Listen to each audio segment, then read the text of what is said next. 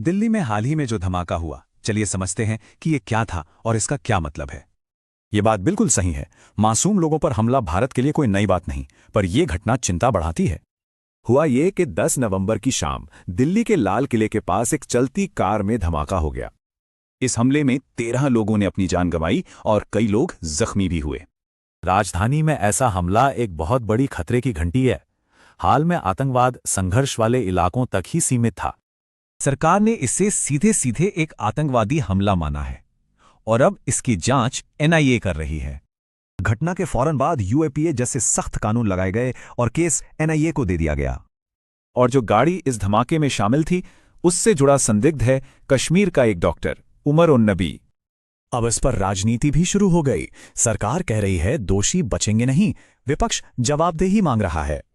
तो इस हमले के बाद भारत में आतंकवाद से निपटने के तरीकों पर फिर से एक बड़ी बहस छिड़ गई है। ये बहस दो विचारों के बीच है। क्या नरम रवैया आतंकवाद को बढ़ने देता है या फिर हमें सख्त कानून चाहिए? और अभी की सरकार हार्ड स्टेट वाले रास्ते पर ही चल रही है। 2014 से यही नीति अपनाई गई है। मतलब जांच एजेंसियों को ज्यादा ताकत दी गई है और आरोपियों के लिए बचना मुश्किल कर दिया गया है। देखिए, एक अच्छी सुरक्षा नीति की कामयाबी दिखती नहीं है। जब कुछ नहीं होता तो सब ठीक लगता है।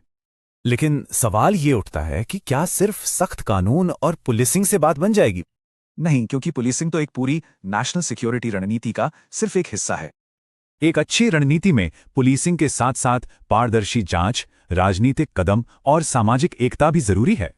सीधी सी बात है, आतंकवाद समाज में फूट डालता है और हमारी रणनीति को समाज को जोड़ना चाहिए। तो आखिरी सवाल यही है कि मजबूत सुरक्षा और सामाजिक एकता, इन दोनों के बीच संतुलन कैसे बनाया जाए?